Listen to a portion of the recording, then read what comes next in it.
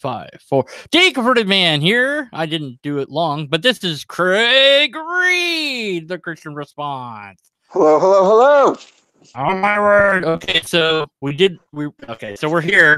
So we're going to talk a little bit about the void, and then I had this other thing I wanted to talk about. So, your void idea is sort of a philosophical thing that you've kind of come up with and constructed and defined in a certain way that I addressed separately from the logical problems with the presentation you originally had, because you said a lot of things that if I was to count up the fallacies, you didn't support a lot of the assertions made, but I kind of said that no, that's not really true. That's what you said in your video, but yeah, anyways, that's what I said in my video, because you said a lot of things that hadn't been demonstrated within the video, but it didn't matter. Some of those things are like basic information that doesn't really need to be demonstrated. It's like saying, a lot of those things are. When you say something like, because I remember some of the I don't know exactly everything you're talking about. I didn't outline them specifically because I was going to say it didn't really matter, because I wanted to get to the philosophy in and of itself. It didn't really. Yeah, that's fine. Yeah, that's fine. It didn't really matter. I could have gone down that route, and I could go back and analyze it if you were interested in analysis. But I knew that you were kind of a guy that you wanted to talk about these ideas independently. Yeah, no, let's just get to the heart of it. It's just the stuff that you said isn't supported for the most part is just basic information. It's like, people need, one of the things was people need, I forget, something about people in developmental psychology, people need, a philosophy of forward momentum. And you were like, can you demonstrate or something like that? Yeah, I don't know. Let's just get to the, let's just cut to the chase. It doesn't matter. Because I don't know how many people really need that, etc. And I would have to have the data and all that. But it doesn't really matter, like I said, because I just was like, okay, you have this philosophy of this void, and it reminded me a lot. But you didn't make the argument, which I'm glad. But it does remind me of C.S. Lewis's argument that we have like a Christ hole in us that needs filling. And I don't think you were going towards that, but you were just kind of saying that. Yeah, definitely not. I wasn't saying that. That's something that could have been read into it, but I was pretty sure you weren't going that way. I did want to say that to clarify it to people that might think you were going that way, because you weren't. No, definitely not. That's a lot more of an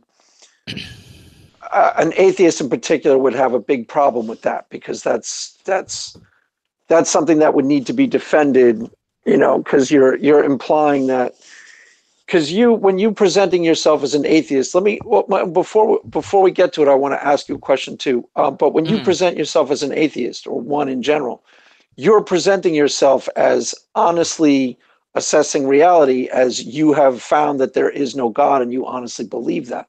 So if I were to say something like C.S. Lewis, it's different. You've got a hole in your life. I can see that would be a big quarrel. That would cause a big problem. There might be something that we need, or something that we want. Like you said, a philosophy of forward momentum, and correct. Then you tied that into that anti-theists, I think you wanted to say, needed to present. Okay, right. Yes, that's the question before we start. Are you an anti-theist? I don't know. Are you just an atheist? Are you an anti-theist? Because that's a big difference. I don't think that I could be described as an anti-theist, because there are certain theologies that are bad, and some that are less bad. But I don't really think that it makes sense to arguing against religion in general, in a way. Like, it depends what one you're arguing against and how you're doing it, because you gotta there's nuance there, and there's also there is that people need the sort of structure that religion does, although that's been mimicked now by atheists. There's atheist churches like whatever the bleep, I can't remember what it's called, but there's a couple of them out there now. So obviously people need to have a place to go and gather and socialize, whether that's a building, Pacific building, or it can be the mall, who knows, but it seems to be a human need. So it's silly to think that we'll get rid of that. And it's more, for me, it's more about the logic. That's my main thing, is talking about informal logic and right. And you, so, but yeah. so you see that there, I'm guessing you believe that there, depending on what religion you're talking about, there may even be some pro-social benefits to religious practice. Oh, yeah. Depending. And Absolutely. then so your atheism is more just strictly about the God question. Right. So that puts you on the side of my video anyways. I mean, we're talking about, because I clarified in the video, I forget which one we're actually talking about, but I tried to clarify to someone who's just an atheist, who's like Adam Friended or you, who's not an anti-theist. You know, you don't need to address the void. The void is for somebody who is actively advocating for getting rid of religion, because then you've got to grapple with. Okay, before you answer that, let me just finish it, because then you got to grapple with, what is religion actually providing for individuals? They need something from it, or they wouldn't be practicing it. And if you just dismantle it, you're going to have to answer for the society you want to build, that void that you are, because you're advocating for taking something away. If you're not, which you're not, then it doesn't necessarily apply. Now go ahead. Yeah, I was going to say that. See, and I don't know, because I guess it would depend on the anti-theists that you were talking to and what they mean by it. Because I don't think anyone's under the delusion that they could single-handedly rid the world of religions just by mere words alone. And I don't think that I would hope there's no anti-theist that's saying we need to outlaw it or something like that, because that's just going to lead to disaster. No, but I was just talking philosophically. If your position is religion is poison, and I want a society without religion, which yours isn't, then you need to think about why do people practice religion, especially if you don't believe in God? Yeah, what are we doing? What's the point of it? You'd also have to really say what religion is, because you could go with the one model of it was binding self to an idea. That's one idea of what religion means. It's binding yourself to an idea or a group of ideas. That's pretty good. What's that from? Is that? Geez, I don't remember. Some definition I stumbled on ages back. I would have to dig it up again, but I thought it was, I liked it, so that's why I remembered it. And I don't remember where I got it from. So, you know, it's one of those things that's out there somewhere, maybe. I don't know. Yeah, but that's definitely a useful way of framing it. But, I'll deal with that later. Yeah, so with if you said, okay, let's get rid of all religion being anything to do with belief in supernatural or whatever, okay, that would be one thing, because then you would still have churches left. There'd probably be some Buddhism, some Shintoism, although maybe the supernatural elements then would poof away or whatever. So the person that's saying, yeah, religion equal bad, like fire bad, you know, they would need to outline what they mean by religion, I think, and then the conversation will go forward. But even if we take the extreme and say, okay, we've got that person, I don't know that they, quote, have to, quote, replace the thing that they want to get rid of with anything else. Maybe they should. Maybe that's a good argument. There's an ought argument to be made, but I don't think they don't have to do anything. Well, I was just doing it as a thought experiment. Obviously, they're not going to be building the society, but I'm saying if you are advocating for, part of the conversation too is to get people who, like I define in one video 3 types of anti-theists. Now, mild anti-theists, I'm not going to have an issue with. We might even come to some agreements on what some of the problems of religious practices tend to be. You know, we might agree. More intense anti-theists, you know, we might be able to even still have a conversation. It's the third level, the person who is actively like, religion is poison and it's a cancer on society and it's vile and that type of thing. That person needs to think, especially if you don't believe in God. Okay, why are people practicing it? They're really getting nothing out of it?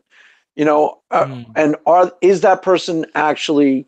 Some of these people are actually kind of, at least in theory, advocating for the removal of religion. Maybe they recognize in reality that ain't happening anytime soon, but I still think that they're on that page, and it's kind of, if you're on that page that intensely, you should actually kind of really grapple with it honestly and start looking at what does religion actually do. And that's where I brought up the conversation about the philosophy of forward momentum, which you seem to actually I think commented on pretty well. Yeah, I think that something that it can be anything, really. I don't think that there's just one answer to what that would be like. Some people are just like, I just get up because I exist. Like, I don't like, they don't put much thought into it, and I don't know that everyone does. Not everyone's a deep thinker or whatever, and I don't know if that's okay or not okay. I don't know. I don't know how to assess that. Right, but okay, so for you said I get up because I want to eat. So on the basic animal level, basic animal instincts that we have to eat, we have to go to bed, whatever. That's not necessarily my reason or whatever, but it's just that a lot of people had responded to me saying, I just I want to enjoy the experience of existing. Like, that was one common theme. So it's very basic, I think, for a lot of people that they just. So what would you say for you? What after you thought about it? I don't. Yeah. What is actual forward momentum? Oh, for me, I don't. You have basic animal ones. Do you have anything big, like big picture forward momentum? Probably not. No, not at all. You don't have any not right now. Goals or dreams? No, not right now. No. You sure? I'm super jaded. Maybe I will eventually, but not in the moment. Not that I can think of, honestly. Not even becoming like a big YouTuber or something like that. No, I'll never do that because I don't follow the YouTube formula. Wow. And the few times that I've hit big with videos, I actually, it's difficult because I try to respond to almost everything said. So it's very difficult when you have a lot of comments to do that. So what I noticed with in the comment section, oh my gosh, yeah. I get like 4 and I can't. You see, I've blown off like 3 of yours. Yeah, well, yeah, it's something where the semi-viral videos I've had, and I guess you could say wannabe viral videos or whatever, but I was like, oh my word, so many comments, and trying to respond not to all of them but to many of them, because some of them you just read and go, okay, yeah, I agree, or a thumb it up or thumb it down or whatever. Right, totally. But I read them all because it's that I love interacting with people, and the bigger you get, the harder that becomes.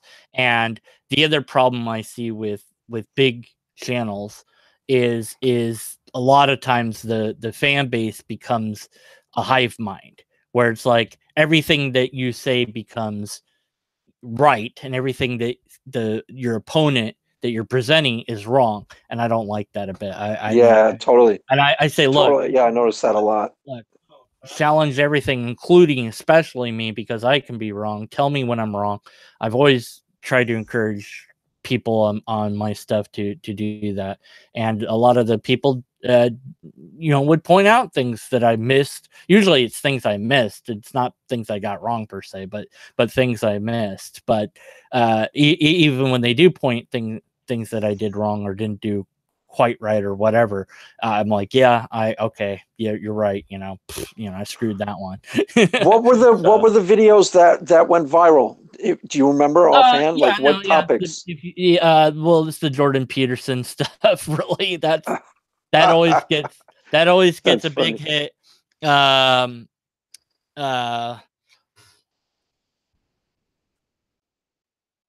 what was the other one? They're all the biggest ones I've had.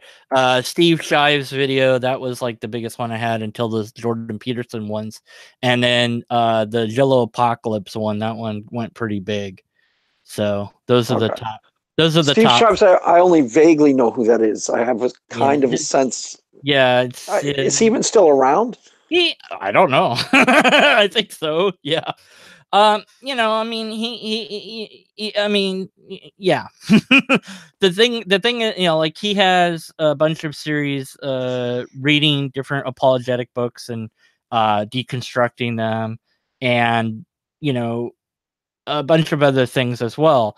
And I, you know, if people enjoy them, more power to you. You know, I don't tell people what to enjoy or not to enjoy. The reason I stopped watching them is because, well, basically because I saw that he was not going to debate a subject that I thought he could and should have debated, and to me that's a missed opportunity and somewhat intellectually dishonest. And so I was like, although the other things were still interesting, I'm not gonna watch The anymore. topics that he was sounding off on, you mean he wouldn't actually defend? Is that what you're saying? This one particular topic, he didn't want to defend it. And what happened was the big video, it's there if you look at my most viewed videos or whatever, was on Facebook. This guy called Telder, TL semicolon DR, but he pronounces it tail deer, like the color tail deer, as in the Right. animal. And so he does social / political commentary. He used to do a lot more. He's doing a lot less lately. But at any rate, he made a video about a Steve Shives video and blew it out of the water, so to speak. And I'm like, okay, well, you're going to respond to the. And so on Facebook, I talked to him. I said, you're going to blow this guy out of the water, right? Because he blew you out of the water. Like, you're going to just, you know, I don't know what you're going to say, but you're going to blow him out of the water. No, because he's this, that, and it's racist, it's evil. You know, you just went on this, and I showed what he said. And I'm like, whoa, whoa, whoa, you're making all these other claims now that you have to substantiate. And he was like, well, prove that the KKK is racist. I'm like, what? Wait, what? Like, I couldn't respond fast enough to what he was responding to me on Facebook. And then he deleted the post, and then he blocked me on Facebook. And I'm like, wow. Okay. Doesn't he block a lot of people? Didn't he even block Shannon or something like that? Yeah, I don't know who else he blocked, but the reason that video went semi-viral or got as many views is because Teldar included my video as in the description of his video, where his video shows him blocked by Steve on Twitter, and he's just laughing at it. And that's the entire video. And because like he's a big YouTuber and linked to me, that's why I got a lot of views. And I just presented what happened to me. I was just like, I wanted Steve to debate this guy and blow him out of the water. Now, maybe the MRA is a bunch of whatever, all these claims that he was making, that what the men's rights activists are, although Teldar's not that, but even if he was, okay, then great, debate him and show that all of that is true, and you know, demonstrate the causation and association. But you know, he acted in a way that didn't follow logically, so I couldn't. I voted with my view of not watching. You know. Got it. But that, you know, that was my choice, and I didn't make a big deal about that people should or shouldn't watch them or whatever, because I you know, I mean, watch whoever. I resub and unsub to people left and right and up and down. Sometimes YouTube decides that I'm going to unsubscribe from somebody that that I didn't want to. Yeah. So, but yeah, you know, I mean, he's still got. He whether or not he blocks people or whatever he does, he still could have a valid and sound argument. And you know, I would, you know, for whatever the topic is, he should, if he values the topic, he should debate it and to the best of his ability to do so. And right, of course, because then you if he realize the doesn't, flaws if he, then you and realize what, the flaws in the argument yeah, when you're and what was actually defending it. yeah, and what was interesting about that particular video was that his show was the 5 dumb things about whatever. So it was the 5 dumb things about the men's rights activism or whatever.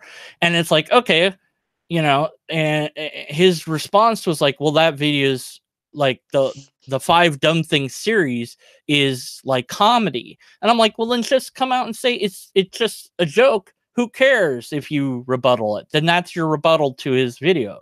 And say, yeah, well, you spent all your time going after a joke video. I don't even care because it doesn't matter if these things are real or not. I'm just making fun of stuff. That would be that would have been a legitimate response too, but he didn't do that. So I don't understand that. I don't, I'm just like, whatever, more, you do whatever you got to do. And some people like them, some people don't. I have no feelings one way or the other. It's just like the logic didn't follow for that, and it was a deal breaker for a lot of people. Blocking people and things like this, was pretty much a deal breaker for a lot of people. But that's but that's one of the ones. And of course, the other ones were about Jordan Peterson, the Kathy Newman thing, and then the. Oh wait, what was you saw was that the one where is Kathy Newman the blonde woman from England where he like totally BBC. Right, where he's like, you're making me very uncomfortable right now, and you don't mind. That's like, that, right? Like, yeah, and he's like, and she's like, you could see the wheels in her mind spinning because she's basically saying, you shouldn't, how dare you offend these people? And he's like, well, how dare you offend me? It was classic. That was great. That's what you're supposed to be doing right now. And of course, the cognitive wheels in her mind went like break, and so.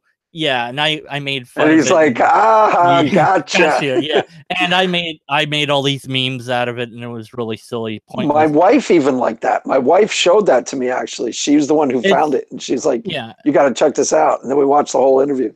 The whole interview gets boring, but that was a classic. Oh no, the whole interview I thought was I found it pretty interesting, but of course I made memes of it. It took me very little time to make that video, and it was like my most popular video. I was like, yeah, sure, the one that took me a long time to make, nobody cares about that one.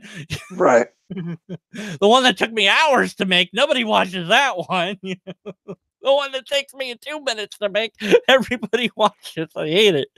But yeah, there's a whole I guess you don't even look into what is it, where the search engine something where all that stuff, different words. I don't optimize. I don't do any of that and all that. I mean, I got myself into a little bit of hot water a while back, and what I realized was, I need to just do my thing, and I did, and then I bounced back from I've got plus 85. So whatever amount of subs I did lose from this, I've re-gotten plus more.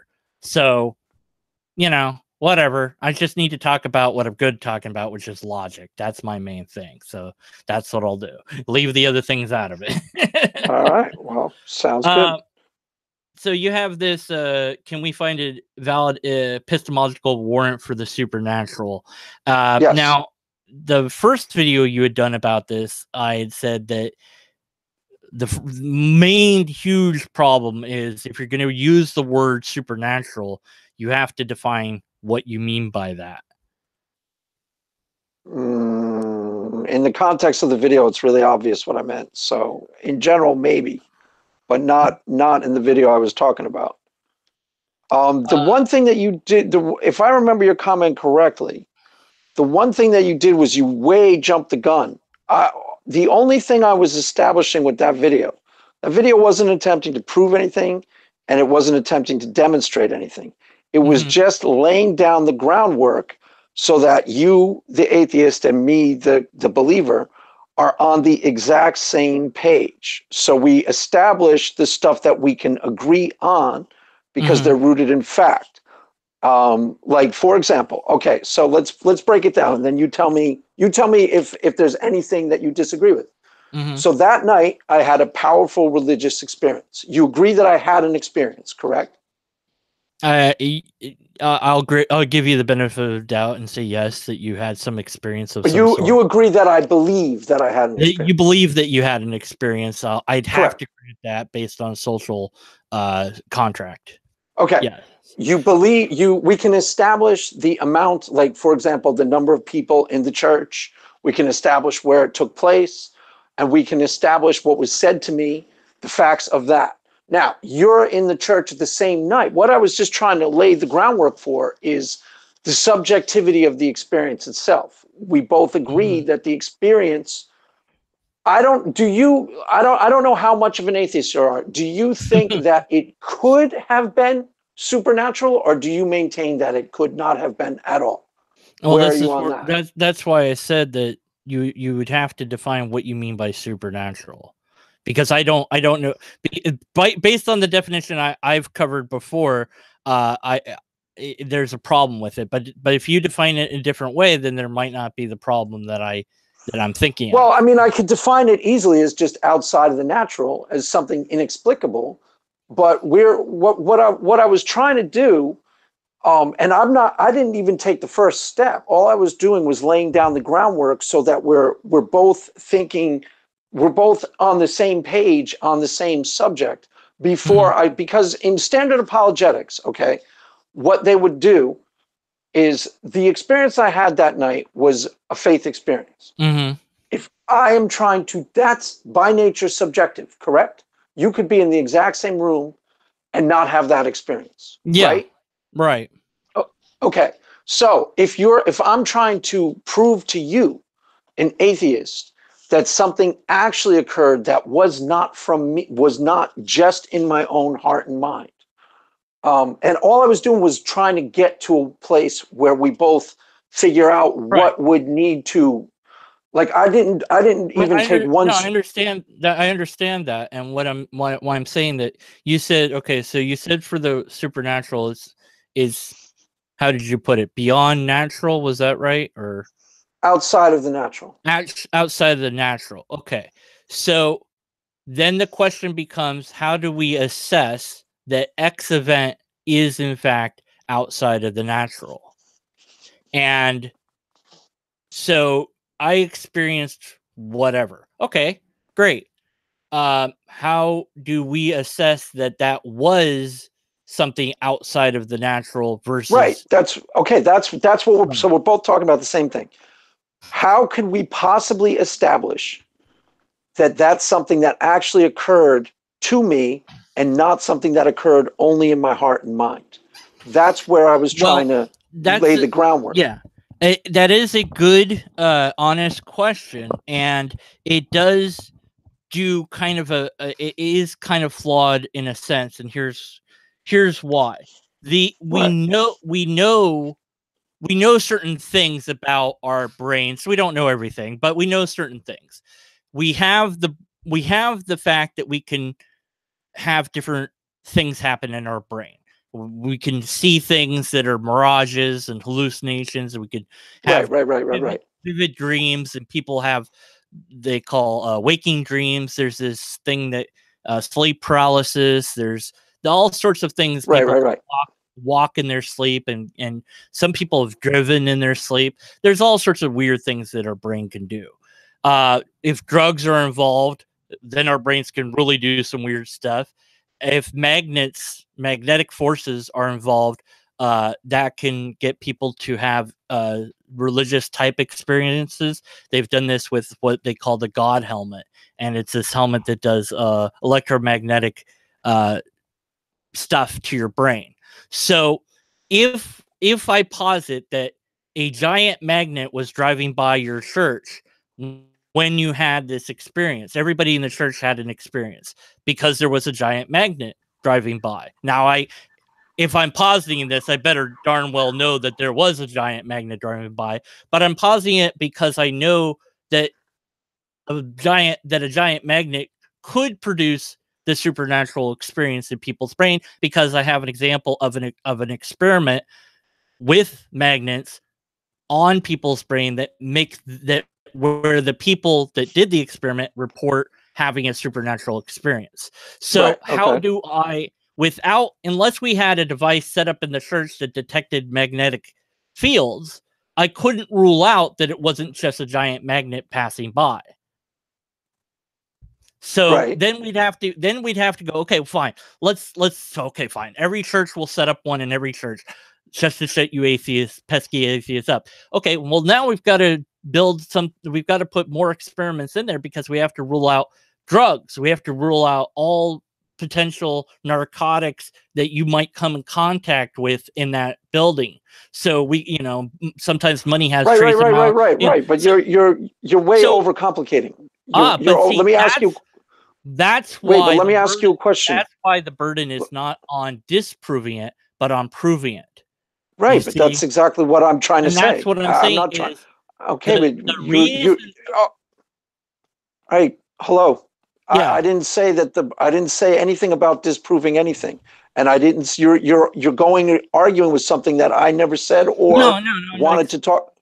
But hold on. Slow down. Okay, let me ask you a question before we even start. Do you think it's possible at all, the truth, that it was an actual experience of God that night? Do you think that's even possible? You personally? I have absolutely no way that I could assess that because I don't have an example of a God. Right, but I'm telling you that I had an experience that night. I'm just trying to get where you're at.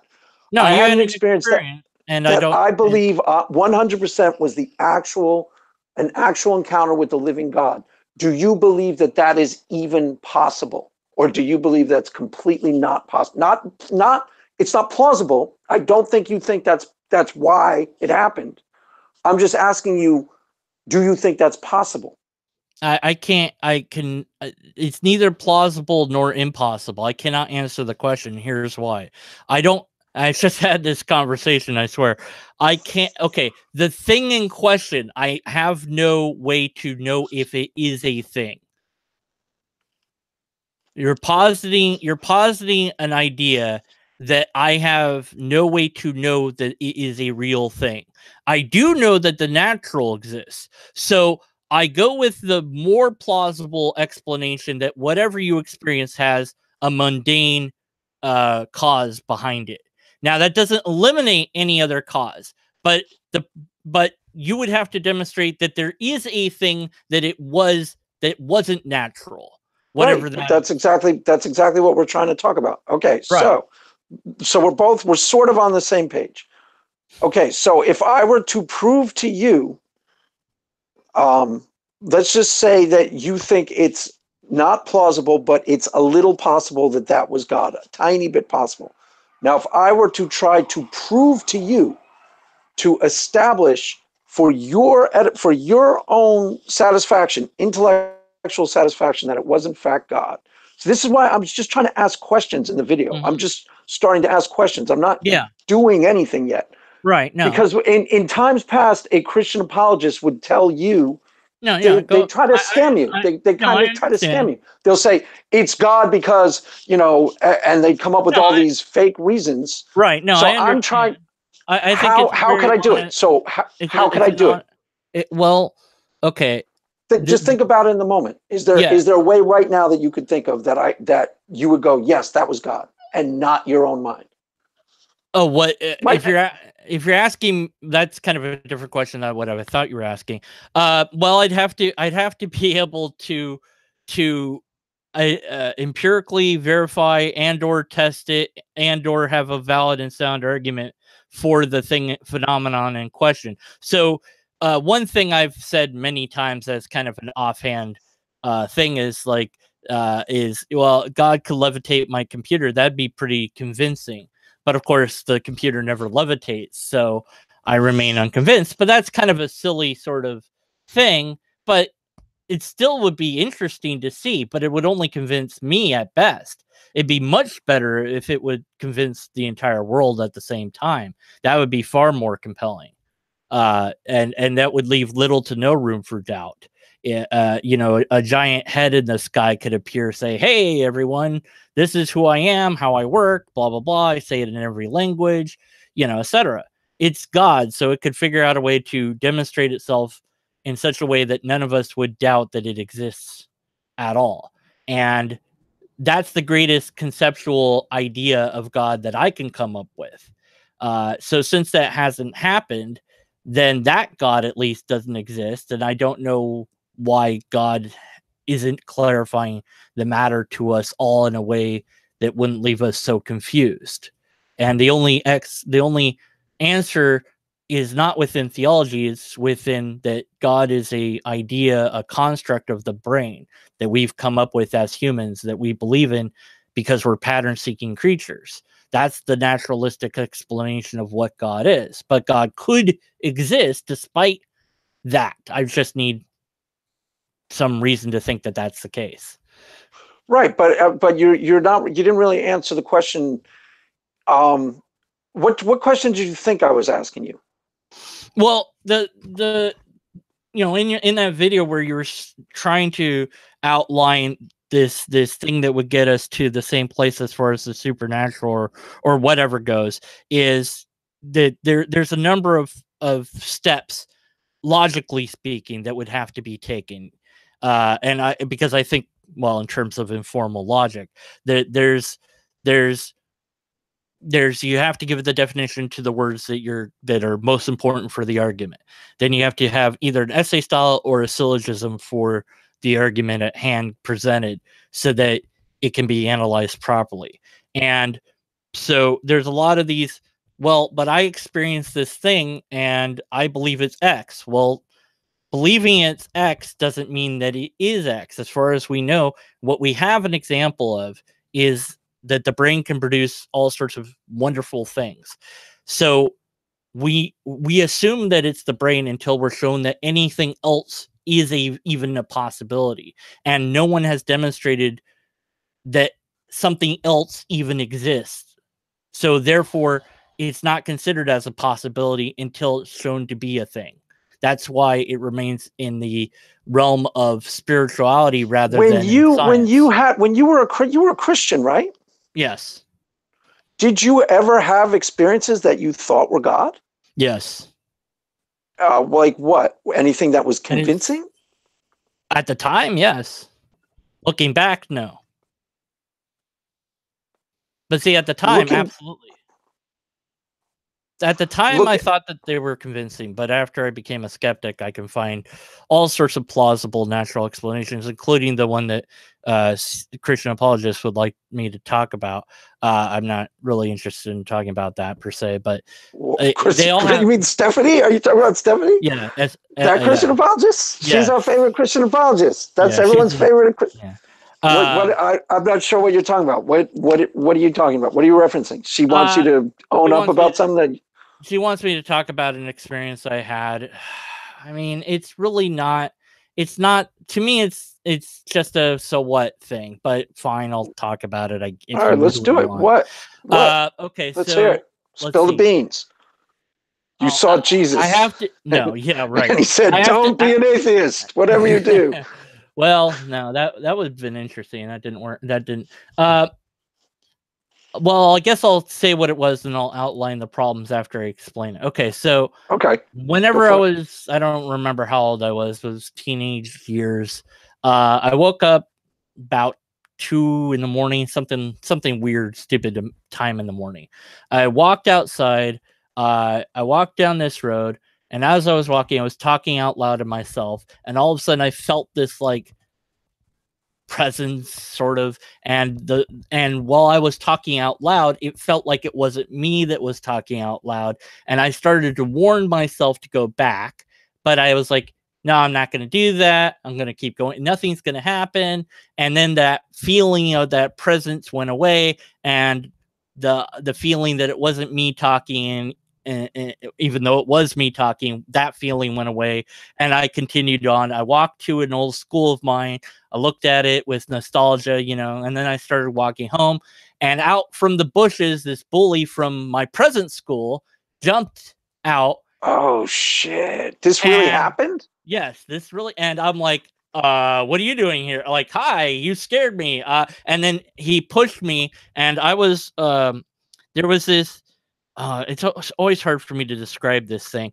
There's a cement thing that holds back a hill, and it's curved in an upside down U shape. Okay, and so the sidewalk is on the street level, but above that is dirt that's held up with this cement, and then on the dirt is trees. Okay, and I was walking on the high part of this, and so when he pushed me, I fell quite some distance down to the ground and broke my arm. And so it being late at night, I'm knocking on doors and calling for help, and finally they call an ambulance, and I go and get it treated and all that. So what did he do after he broke your arm? He just like walked away. I broke his arm. My work's done here. What did he do? I don't know. He ran away, vanished. I don't know, but I did. He vanished into the night. Is this a dream, or did this really happen? Really happened. I had a broken arm that summer. I did report him and say I wanted to press charges, but it's kind of just one of those. I don't know if he got into any trouble for that or not. I have no idea. But they kept us separate at school after when we got back from summer break. But that was How old were you when this happened? Like 13, 14, somewhere 13 to 15, something like that. I don't remember what my age was, but I was somewhere around there. And at the time I thought, okay, this was God trying to warn me to go home because God knew that Billy was there, and I told God to go away, and it did, because God will go away if you tell it to. So that's what happened. And at the time that I told myself that's what I thought it was, what had really happened. And I was pretty convinced that I had, told God to bugger off, and that God did. And I was really upset about that. And I prayed and asked, please, I'm sorry that I told you to go away. Don't do that. Come back. Talk to me. Tell me. I told you to go away. I got my arm broke. Yeah, right. See? And so he's like, tough guy. Now you're going to be an atheist and tell me to go away for a long time. So that didn't learn your lesson. Yeah. Well, that was something that I, prayed about and thought about for quite some time.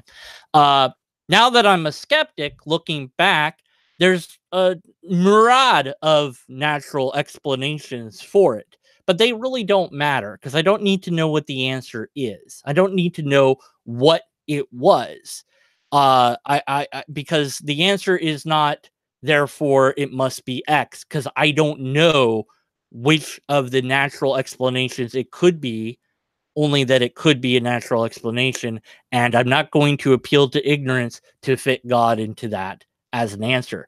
Plus, fitting God as an answer actually brings more questions to the table. Why that one time, and not why other times when I was in danger, to warn me of those incidences? Why not comfort me? Okay, so let me ask you some questions. There's too many questions. If I posit that it was God, and it was only that one time, there were so many other times in my life that God could have taken over my voice to speak to me in that way, and comfort me or warn me or encourage me. I don't. Okay, so what actually happened in the? At first, I thought you were talking about a dream. So you were really walking. Happened. Yeah. Okay, so you were walking. Let me just give me the facts of the moment in question. Okay, you were walking. I was walking down the street. It was very late at night. It was like 2 a.m. or something stupid, and I was talking to myself out loud. Why were you walking at 2 a.m. down the street? Just because you're weird? Wait, what were you doing? I don't know. You're just weird? Like, how did you take a walk 2 a.m? What else I got to do? Yeah. See if I can get beat up tonight.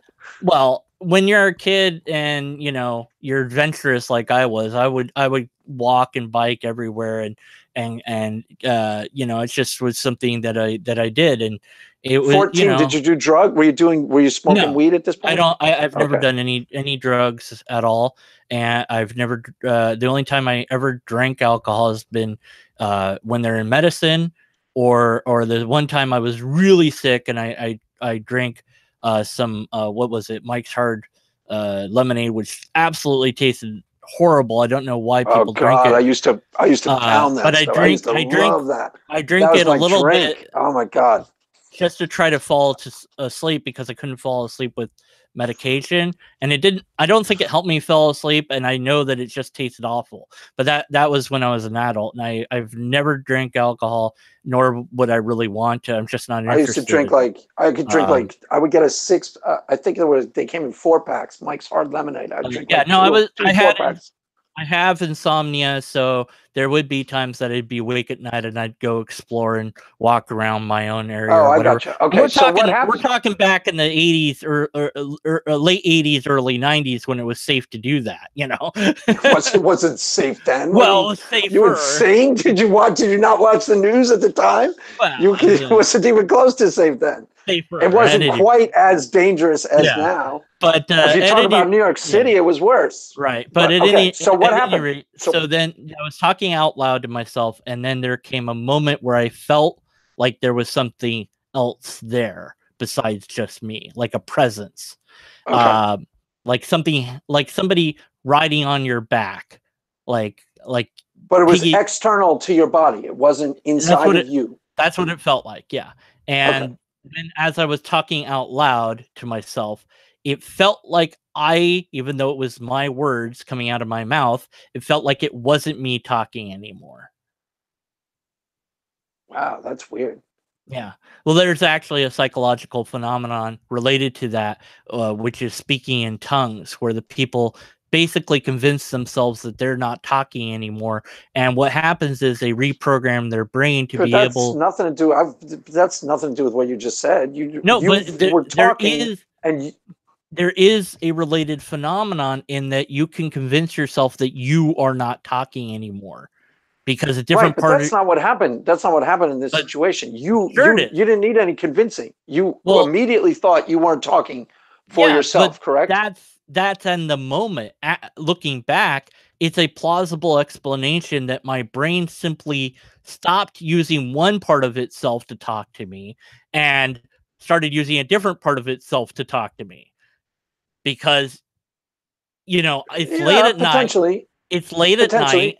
I mean, you're already trying to explain it away, and I've not even heard the story yet. So that's what I'm saying. Calm down. You can stay an atheist after you tell us to calm down. Calm down. You don't have to believe in anything. Relax. Just tell the story. I'm just trying to establish you were talking. I'm trying to figure it out. I'm not going to push you towards church. No. All I want is your tithes. You can tithe to me without staying atheist. No, all right. So you're talking, but coming out. I just don't fully get it. And I understand speaking in tongues. It's not the same thing. No. But it's related sort of phenomenon where there's a part of your brain that's the center for talking that you usually use like almost all the time. And your brain doesn't have to use that to get you to speak. So it could be that my brain decided to use a different part of itself to speak. Or it could be that I'm just remembering all this wrong.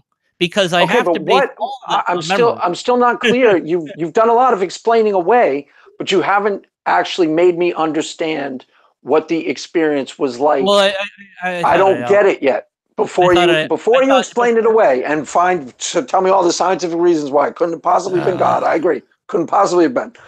What happened? You're talking, but it's not your voice as far as you're concerned. As far as this experience that I remember, that I have to base on my memory having, while I was talking out loud to myself, because I would do that. I still do it occasionally. It's like I'm talking to you right now, but all of a sudden it felt like whatever I was saying, it wasn't me saying those things. What was being said when that happened? Go home, turn around, go back, go home. Okay, so let me see if I got this. Did it sound like your voice? And it was your voice? It's still my voice, yeah. But it didn't feel like your voice. Feel like it, right. Okay, so you're walking, and all of a sudden you say out loud, turn around, Well, Did you say it like intense? Did you go like turn around, go home? Well, I was like, talking. did you say it all weird, like you were God, or did you say it no, normal? I didn't. No, it's pretty hard to remember precisely, but I had been talking to myself the whole time, and then I was like, I should turn around. I should go home. I was like, what are you talking about? I don't need to go home. I'm fine. No, I should go. It's like, I was like debating myself, even though, and I was like, who, what's going on? Why are you saying this? Why, How like far away from the guy when your voice said that, how far away were you from the kid? Could you see him? Could you sense him? I had Were you really far away from him? Were you the place I was going to was 4 or 5 blocks away. Okay, so there's no way you could have known. No, I didn't know where he lived. I didn't know that it was in that area. Have no reason to that's why it seems supernatural, because it's like, well, but here's the so it's like, well, I was told that, to go home, that something bad's going to happen, and because I didn't listen, that's why something bad happened, right? So yeah, it's interesting. Let me give you some examples of things I'm going to talk about in videos to come, because they're somewhat related. But yeah, the whole point of that was that, yes, when I was a believer, that all made sense to me as being as God, right? But now you've got a naturalistic explanation for it. Yeah, I got it. A number of possible natural explanations. I don't know which one it is, but I don't need to, because it could be any of them. And what I don't have is an explanation for all the questions that it would raise if it had been God. There's too many questions. Yeah, I got that. I'm not going to use it as a springboard to convince you of God's reality. Because, and it shouldn't be, because the thing is, if nothing had happened, there wouldn't be a story. It's only a story because something happened. Right, but okay. Two things. Let me give you a couple of stories. But first, that's never happened to you other than that, where nothing happened, though, right? It's not a common thing that happened to you, where your voice was talking outside of your own. Or was it? Well, it's kind of one of these things where you don't remember the misses. And so there's another sort of thing that I had where my mom would tell me, because she went skiing once, and she said, "Oh, I'm going to go skiing one more time." And then when she did, she broke her leg. So she said, "So whenever you say one more time, just stop. Don't do it again." And so this idea of saying one more time means it's time to call it quits was in my mind as a kid. And I was like, okay, well, I'm going to do this. I'm going to go again. Oh, one more time. Oh, no, I better stop. But if I didn't stop and nothing bad happened, then I forgot about that, because it's a null and void. Nothing happens. If I think to myself one more time and I do it and nothing bad happens, I forget that event. If I do it and something happens, I remember the hit, because of course you remember the hits. This is how your brain works.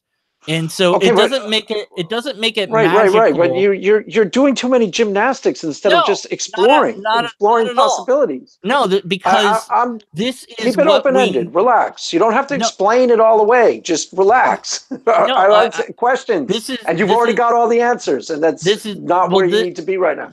No, but let me ask you a question. That's fine. You can believe whatever you want. But you're wasting a lot of time trying to convince me of stuff that I don't care about one way or the other. Relax. Let me ask you some questions. Because this is actually very interesting to me, and you trying to explain it all to me isn't. So just relax. You can believe whatever you want, dude. I'm not going to try and convince you that it was God. I don't even necessarily think it was. But I'm curious. I'm curious about some things about it, and I want to tie it into things I'm going to talk about. Okay, fine. Okay, so relax. Let me ask you questions. Relax. I'm fine. No, I know, but you're whatever. Let me just get to the questions. the voice didn't give you any sort of like, it wasn't like if you felt peaceful or you liked the voice or you trusted the voice. Like it wasn't an authority voice necessarily. It was just a weird voice, right? It Uh, wasn't you. It it didn't feel wasn't. like you, but It it didn't didn't feel like feel me. like, you know, don't do this in a way that was like gave you peace. Oh, I better not do that. You know what I'm saying? I think I on it. It's really hard to put myself back there, in my memory. But I think that I was very confused at saying to myself to go home when I didn't want to go home. Like it Okay, confused me, and interesting. so yeah, it seemed like somebody else was telling me to go home and that I should because it's late at night. What the bleep am I doing out here? Okay, question You number know, two. Do you believe in supernatural occurrences outside of, because some atheists do believe there are no, spirits. So you believe in no supernatural, like that couldn't have been some sort of weird demon or something. no. There's nothing outside of the realm of the natural, right? I have no reason to believe that the supernatural is even a thing. Like no angels, no demons. Does your mom have Do, that experience too? with that one that I had, No, just in or general. Has she had similar, a I have no. voice coming from? I don't know. I have never Okay. asked her. Now, let me tell you experiences that I'm going to talk about in my videos because it doesn't seem to match yours that well. Mm. But I've had 4 experiences, for example, that were not necessarily supernatural.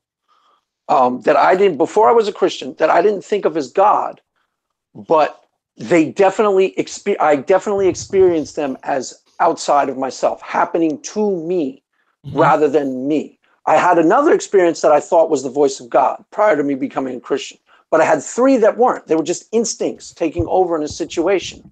And I was intuitively, this doesn't sound all that much like what happened to you, but it's similar enough that I want to tell you. There were situations, for example, when I was in Grand Central Station once, I was in a situation that got really dangerous really quickly. And my instincts took over, and I knew it was really dangerous because I was processing information a lot faster than my conscious mind could read it. In other words, there were things happening in the natural that I was reading, and I didn't even know that was processing the information. And I started responding really, really quickly and correctly in the moment, instinctively. It's like my body was like a supercomputer that took over in the moment and protected me. Yeah. Is that similar to what we're talking about? Do you get what I just said? Yeah, I think you do, right? I don't. I honestly don't know because I'm not, a psychologist or neurologist or anything. But I do think that our subconscious, as far as I do understand, what little I know of it, what little I understand, does process things faster than our consciousness does. Like, for example, deja vu occurs because your brain processed the what I'm seeing on screen right now. Actually, I've already seen it in the past. My brain's already processed it by the time it comes to Right. Okay. So with that's why I deja asked vu, you, is it yeah. possible that you somehow in a natural way, even with hypersensitivity or something, knew that there was something wrong? Like Oh yeah, yeah, of course. The mere fact that I was out that late at night is dangerous, as you said, and so that's enough reason to to warn myself that this is dangerous. It could have also been that my subconscious knew or remembered where this guy was, or who knows, I don't know.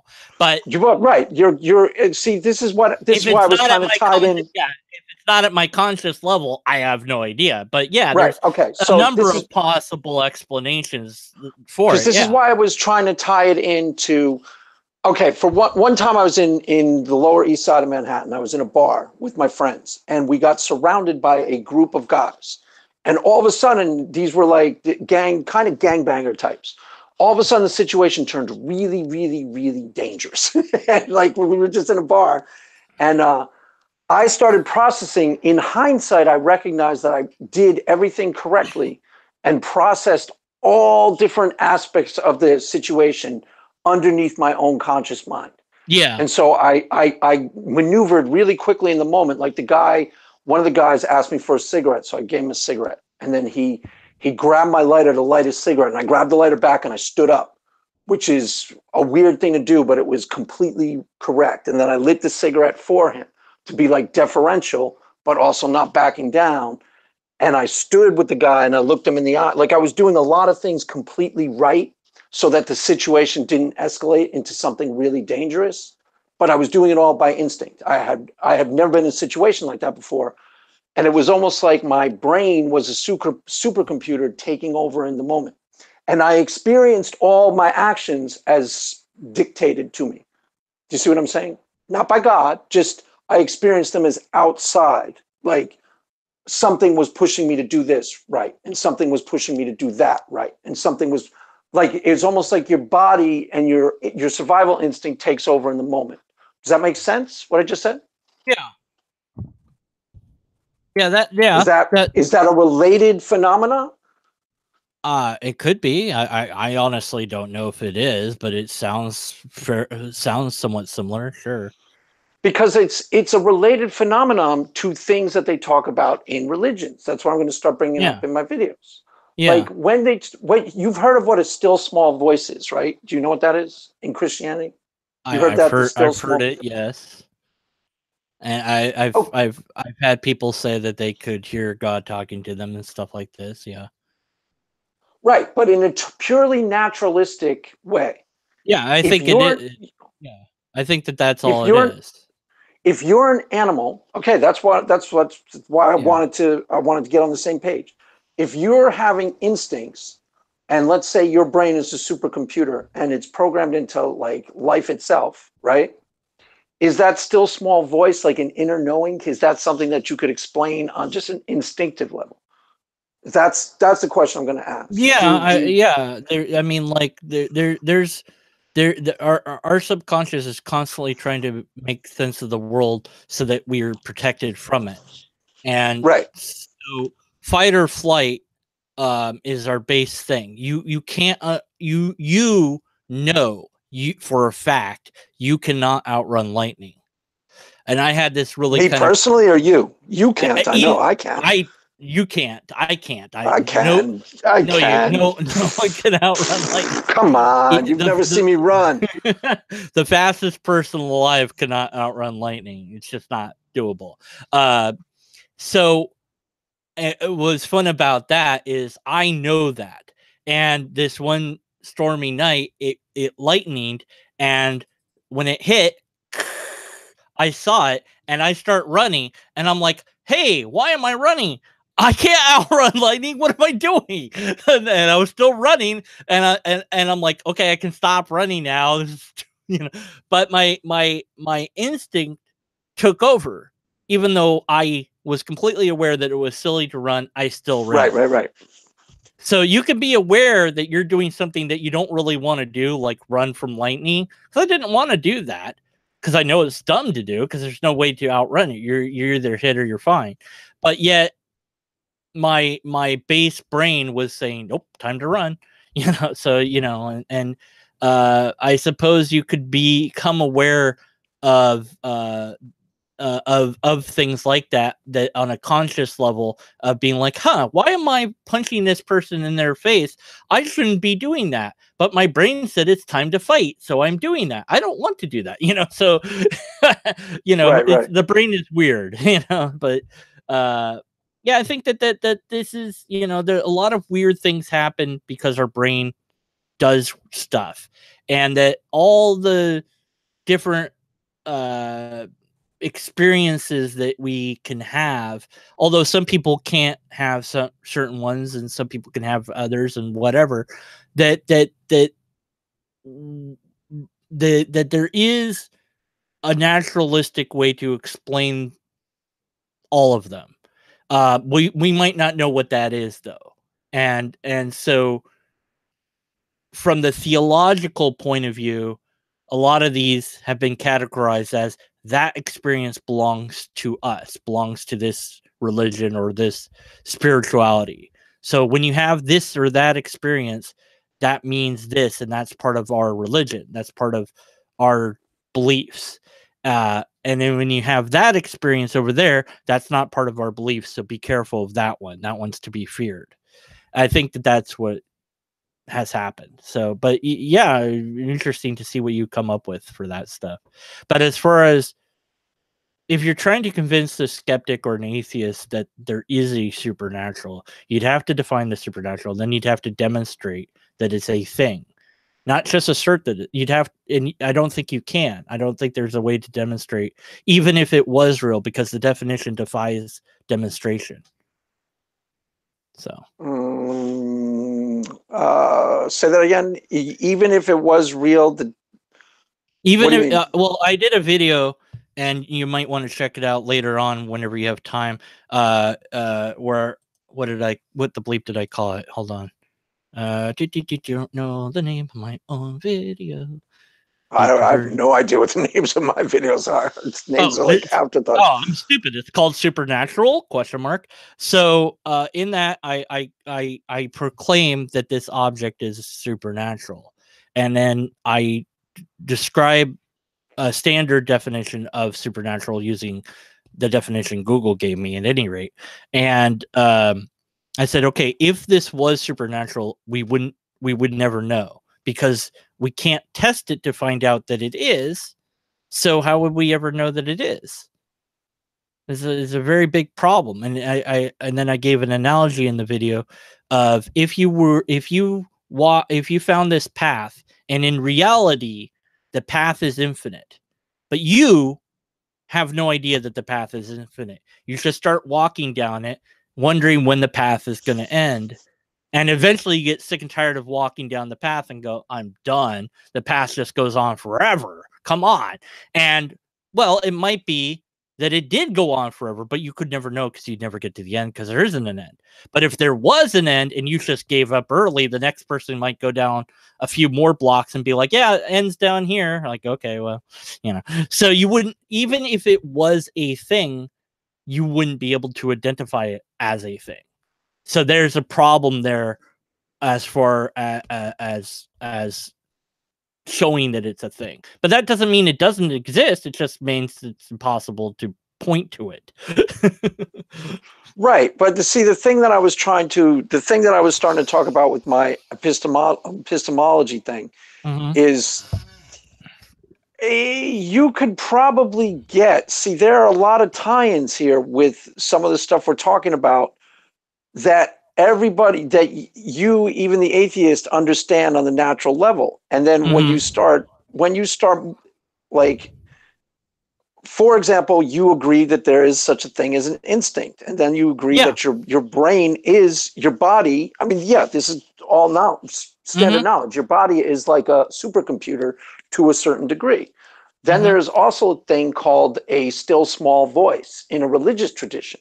Now, it's possible, because that's in a lot of different religious traditions, it's possible that that is actually somebody just tuning in to an actual instinctive drive, an instinctual thing. Do you see what I'm saying? Yeah, like that would seem to be a good explanation for it. Yeah, I don't know that is the explanation, but it's a decent contender. Yeah. Well,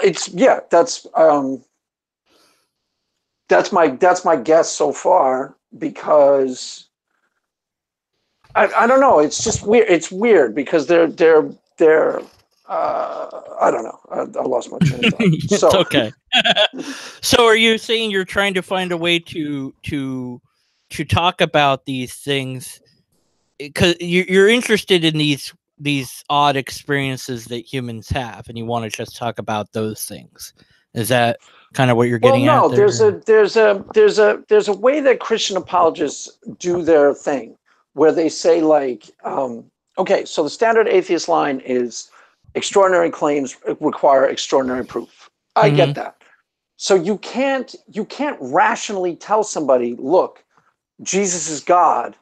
You can't rationally explain to them when what other Christian apologists will say is they're being evidentialists, but they won't be. They'll give you evidence up until a point, and then they come to their conclusions by faith, and then they try to disguise that fact from you, the atheist. What I'm trying to do is different. I'm trying to dig into the actual intellectual, because prior to me becoming a Christian, where I had a faith experience, I was becoming intellectually convinced that there was a God, and that's a lot more based on, for example, an experience like that, where you have an inner knowing, and that's a perfectly rational explanation for a human being. You know, that could be an instinctual drive located in a human being, which means go ahead. It might be, for all we know, and I've made this argument, well, not argument, but I've gone over this before, that that there are people that have said that they have never had any sort of experience at all, and due to I would assume we agree on biological evolution, but brains are different, and yes, so I think it's very possible that some brains can experience this weird stuff, whatever you want to call it. Some brains cannot, and other brains might be somewhere in between. And yeah, I would agree with that. And so I would definitely agree with that. You know, because they plug people into this brain, the God, what's it called, God helmet, and they experience nothing. So those people would never be able to experience any supernatural, any God, unless it was that, because their brain is literally unable to do that thing.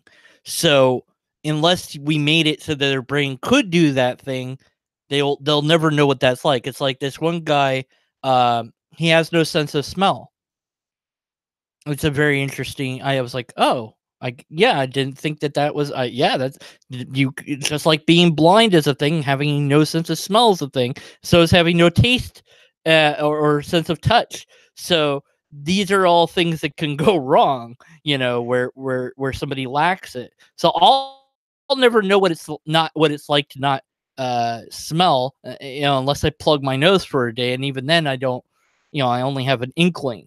So we're kind of trapped in a certain way within our own headspace of the experiences we can have.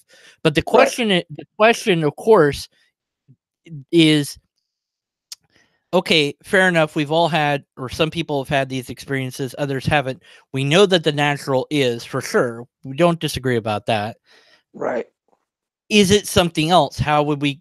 Well, that's difficult. So I've given this analogy many times. If my door to my room opens right now, come on, open, do it. No, it never happens. If it opened right now, I'd scream if it did. If it opens on its own and I say, it must be a ghost that did that. Well, how do I know? I have no example of a ghost. I'd have to have the example of a ghost before I could say that a ghost could do it, because I said, well, of course ghosts can open doors. Well, how do you know that? How do I know what ghosts can do, or not do? Right. So that's kind of the problem of, well, I feel like it must be a ghost. Sure, I agree you feel that, and maybe that's all it is a feeling, and I can understand and accept that, because I don't care if people believe in God or not. That doesn't bother me. I understand why people do, because we're pattern seeking creatures, so we're going to believe in God. The problem I have is with bad logical arguments, which is what you seem to be exploring, a better way to go about formulating the argument. I think if you're honest and continue to pursue that, and you are honest, I think you're going to run into, I think, a wall. But I'd rather you experience that on your own rather than me just tell you about it. Because you have to hit it before you'll see it. But I would encourage you to definitely learn informal logic because that's going to help you to make a good case either way. Yeah, I would agree with that. What time is it, dude? I think we gotta wrap it up. Yeah, it's 9:41. It's probably beyond your Oh, bedtime. yeah, You're gonna become a pumpkin. I do apologize for forgetting. I blame. Yeah, you tell him. Do you tell everyone that you blew me off for what, And 3 apparently hours? I forgot that I was supposed to talk to CA as well. So I don't know what I'm doing anymore. Who's Stephanie? Stephanie's gonna come on. Awesome. No, I was going to, but we'll have to do it next Monday because I've been trying to get a thing going and. Oh, is she tweeting you right now? Is she in the chat? Yeah, no, Steph, she's in the chat. Yes. did you hear? He met God, and God warned him, and he broke his arm. Well, she's the one that suggested I explain that whole thing to you because I brought it up with her last time I talked to her, and she. Oh, really did she just? She's the one. She's the reason we talked about that tonight. She suggested in the chat. Oh, cool. Yeah, awesome. Good work, Steph. We got him to admit that God warned him, and he didn't listen and broke his arm.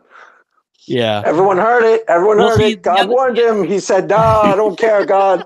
I'm doing my thing." And then the other time it was my mom that had warned me because remember I told you about the "don't do it one more time" thing, and yeah, I didn't quite get that. She was on a ski trip and she broke her leg. She was on a ski. She was doing skiing, and her story that she told to me at some point was. She was like having so much fun skiing down this hill. And she said, well, I'm going to go one more time. And then when she did, that's the time that she broke her leg. So she said, so if you guys ever say, I'm going to do this one more time, stop. Don't do it. Oh, I see. And so that was stuck in my head as like a superstition, basically. But on this boat trip that I went, I was they had a speedboat as well as houseboats, and they were doing water skiing, but I knew I couldn't do that, so I did a inner tube behind the boat, and that was really fun. Zoom, and then I thought, well, I was like, maybe I'm done, and I should go to the boat.